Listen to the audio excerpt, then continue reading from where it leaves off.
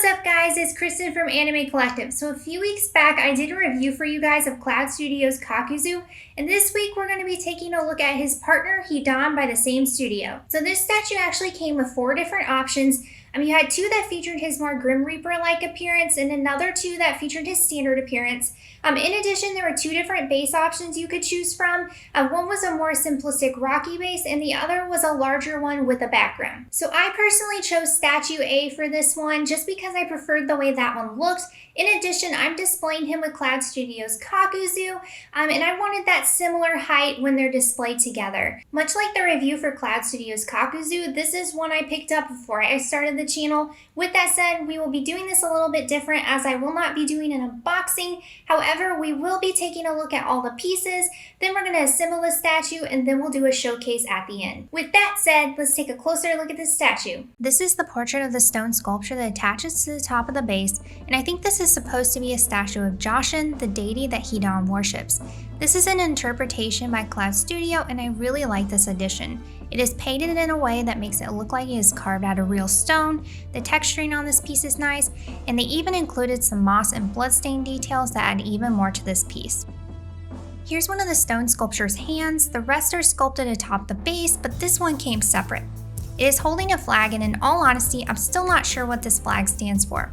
I feel like I should know, but let me know in the comments if you have any idea what this represents. And this is a certain someone's chakra blade. I won't say who so I don't spoil anything in case you haven't seen it, but this is an Easter egg in reference to Hidan's fight with this individual. It lodges into the stone head on the base of the statue, which you'll see in the assembly. And this is the aforementioned individual's tattered headband, which is yet another reference to their fight. This was one of the most memorable moments in the series for me, so I'm glad they included these details. Up next is Hidan's spear, and they added some subtle weathering details to give it more definition. You can display this in different ways in his hand, which I'll show you guys in the showcase. This is the long metal cable that attaches to Hidan's triple-bladed scythe. It has a metallic finish and sheen that gives it the appearance of real metal. This one is a little finicky to get into place, but once in position, it looks great and adds even more motion to the statue.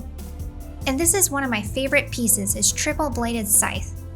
So the scythe came already posed in his hand, which features his Akatsuki ring. The hands are executed in a way that makes them look real. You can see his tendons and everything. The paintwork on his scythe is also really nice. It's done in that metallic red color. The 3 blades look awesome, especially since they are covered in blood. Cloud Studio also included the Joshin symbol. It's painted to look like blood and rises up behind Hidan. Normally Hidan would draw this symbol in the ground, but I love this interpretation because it really makes a statement behind him. And here's Hidan's head sculpt. The likeness is spot on here. He has that characteristic sadistic smirk, and they really captured his personality. One thing I will say is that he is looking down, so to fully see his face, you have to display him up higher. Not really an issue, but just something to keep in mind. His body sculpt looks great as well. His pose is really dynamic with his Akatsuki cloak flying up behind him. It's tattered to show he's in battle. They also included all of his details like the headband and amulet that he wears around his neck. When it comes to Naruto Shippuden characters, Cloud Studio features some of the most detailed painting. All in all, the shading on Hidan's body and the painting of his head sculpt and his cloak are all great.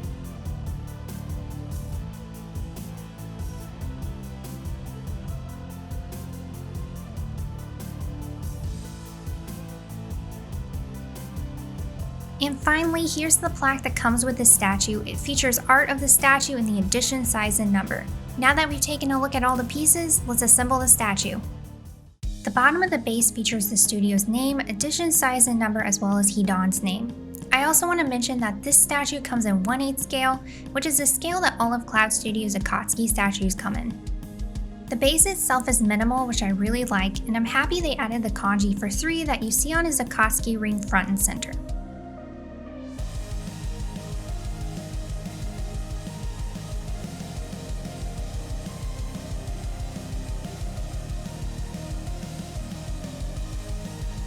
Also, you guys may notice a few pieces move in orientation or shift over the course of the assembly, such as the metal cable and the hand that holds his scythe.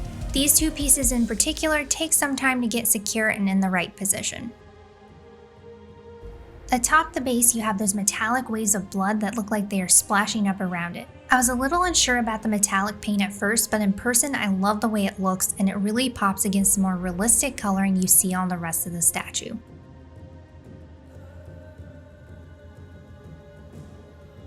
I do want to mention that as far as packaging goes, every piece was wrapped in tissue and secured well in the foam insert that went into the box.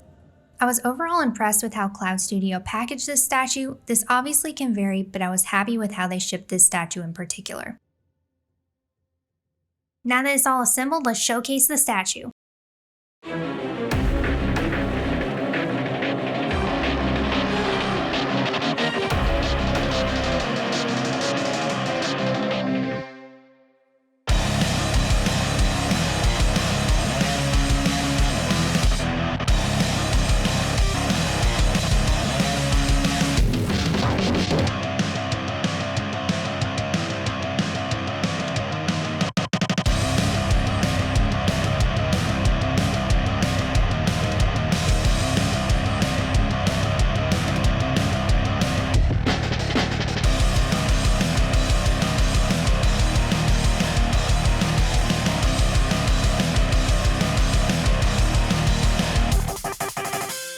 There you have it, guys. There's my review of Cloud Studio's Hidan.